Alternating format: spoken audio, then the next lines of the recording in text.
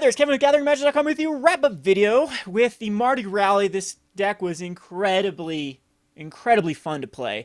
I do like the changes that I made. No disrespect to the original creator of the deck, but it was... I think the Mogis Marauders have to be in this deck for now until we find a better use. Being able to give the everything haste, and especially like giving even Humble Defectors haste to draw 2 cards and then be able to sack them and then kind of rinse and repeat, I think was the key to this deck. I do like Purphoros as well, as just a one-of. You don't want to get too flooded with them. And when Purphoros rotates, you still have the access to either Outpost Siege or Impact Tremors, which aren't creatures, so they don't come back with Rally the Ancestors. You never know what the next set with Battle of the Zendikar is going to bring us. So this is why this is one of my favorite cards ever printed. It's such a Kevin card, is what I like to call it. I definitely, if you look at my past, I've really liked Immortal Servitude. I've liked cards like Genesis Wave. Rally the Ancestors, of course, fits kind of the Immortal Servitude and Return of the Ranks type feel. One of my favorite cards out of Dragons was Secure the Waste, which is an X spell. I like things that do big synergistic things to the game. And Rally just has an amazing assortment. You can go again, check out the website, roguedeckbuilder.com, to see the top 8 list. If you go back a few posts, you can see all the submissions with the Rally the Ancestors. And I think that we've just barely scratched the surface with what you can do with this card. There are Devotion decks that you can run with Rally the Ancestors, like an all-out strategy with Mogis Marauder.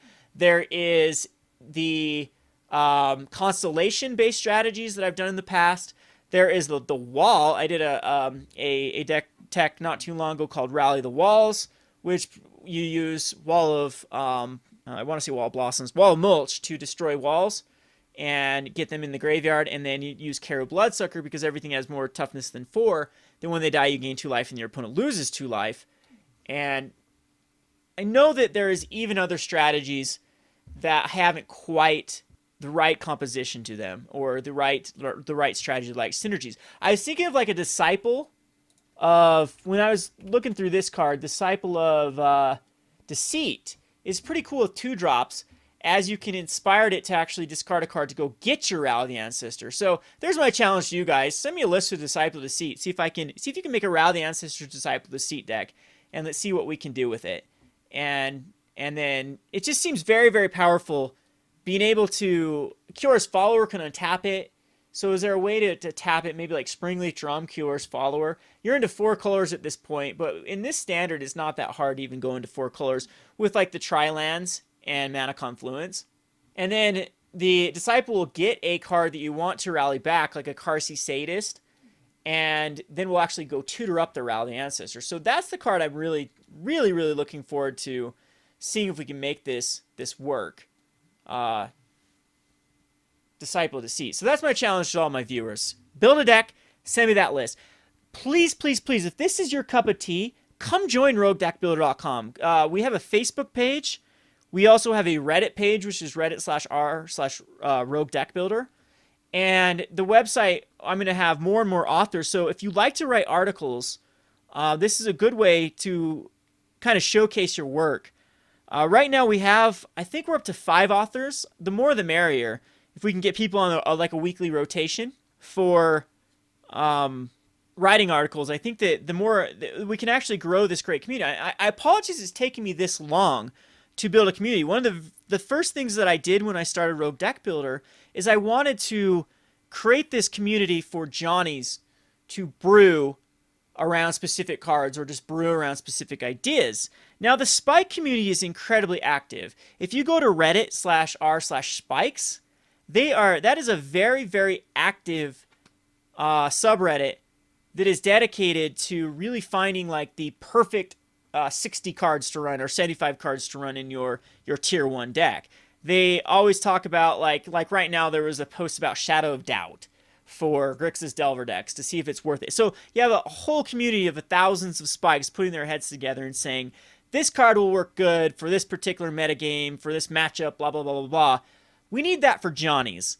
We need the brewer demographic to come together, to unite under the same flag, underneath the same cause, and really start to create these more authentic, more synergistic, more original deck ideas. And I'm still under the impression like Last Standard was horrible. It was just a bunch of duh cards and extremely powerful cards like Supreme Verdict and Pack Rat, Mutavault, Thoughtseize, in that type of format. And just like so between Boros Burn, Mono Blue Devotion, Supreme Verdict, U-White control decks, they can splash Esper, splash Bant, and Mono Black Devotion, there really wasn't a lot of room for innovators to actually be successful, because one of the problems I had with the Last Standard format with the Return to Ravnica Theros blocks was I could build a deck to beat Mono Black Devotion and then really suffer to Mono Blue Devotion or Boros Burn or Supreme Verdict, or I could beat a deck to beat Supreme Verdict and Mono Black Devotion and then just get wrecked by Boros Burn, or build a deck to beat Boros Burn and then get wrecked by Supreme Verdict. And it just seemed it was very, very hard to brew around a specific deck to actually be successful. We are beyond spoiled right now as brewers in the Standard environment to brew decks that can actually succeed.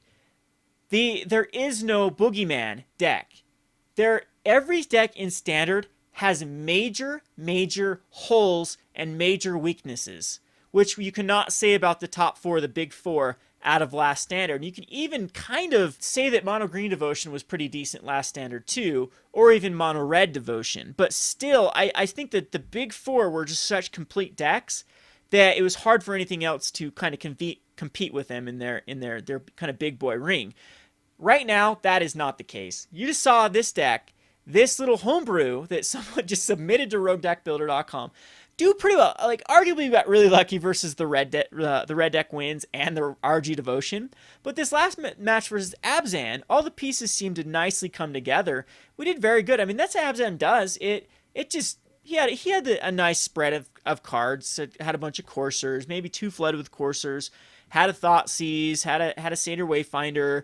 Was starting to progress up to what his deck wants to do. Now, I still think he had that fatal flaw by bringing in the Roshan Cleric. The Roshan Cleric is something that you do not want to. That is the beauty, the absolute beauty of running rogue decks, is no one knows what to play around. Like, at the very first, one deck I did have success with in midway through last season was, I called it Jund Dredge. What you try to do is through Jared Golgari. You can find it. I played it for Gathering Magic a while back ago. You can go back to the archives and find it.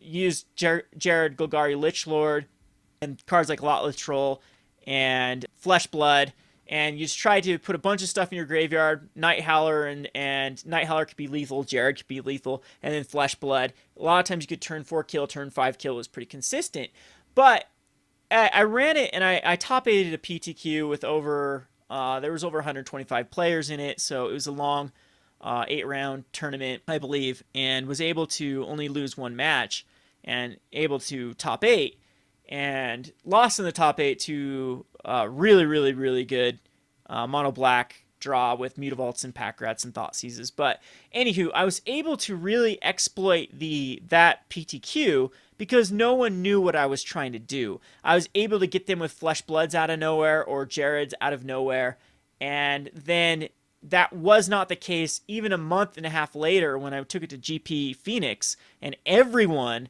was, I know some of the pros like Conley Woods had then picked it up, and some other people picked up versions of this Dredge deck, and the cat was out of the bag, and people knew exactly what I was doing. There was some dedicated hate towards the Dredge deck, and it did not perform. I ended up going 6-3, and it did not perform as smoothly as it did at the PTQ. So, anywho, that is the beauty of running. If you run a tier 1 deck, everyone knows how to play against it. They've all played against it. They might have played it themselves, and they know every angle of attack to play against it. This one, you see people messing up with throwing in the Roshan Clerics from their sideboard, which is about as dead as the dead card can get. Now, Thoughtseize is also a weird card. If they first turn Thoughtseize a rally, then that's huge. But if you have multiple rallies in your hand, or if you rely on Tormenting Voice into rallies, you're in great position to just dig for them and then beat them that way. So I highly, highly encourage people that haven't tried the Johnny route to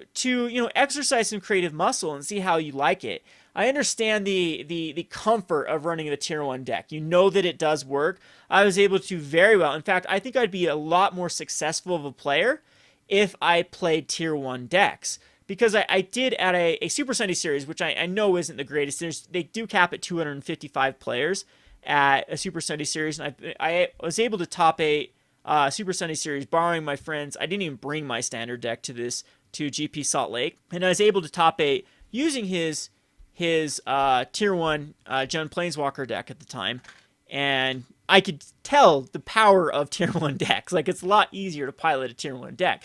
They have already been fine-tuned by the whole community of Spike players, but I still think that there is a huge, huge need for the Johnnies to unite, and I get so much out of Magic the Gathering by playing Rogue Brews. It completes my experience. Whenever I'm bored with Magic, it's something I can always muse over.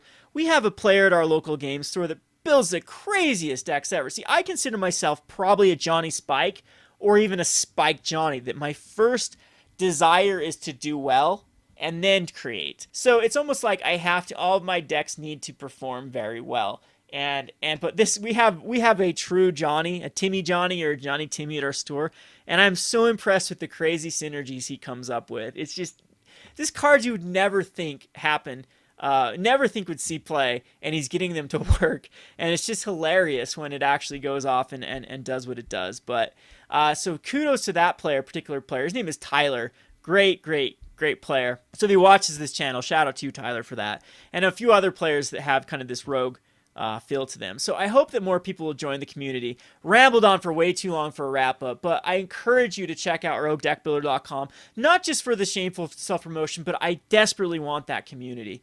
And it's becoming a great community with 2 of the bigger names, myself and Tudor's Library, 2 of the premier brewers, and hoping to get some more known names and some more YouTube channels popping up for the more rogue brews. All right, rambled on for way too long. Hope you guys enjoyed this list. I enjoyed it. Incredible shout out to the creator of this. Who was a creator? I'll shout it out in a tweet to him. If you like this deck, go vote for it. It is in jeopardy of losing its spot to go on to the semifinals. And go check out roguedeckbuilder.com. Links will be in the description, hopefully. And go vote. This has been Kevin with Gathering Magic and roguedeckbuilder.com. Thanks for watching.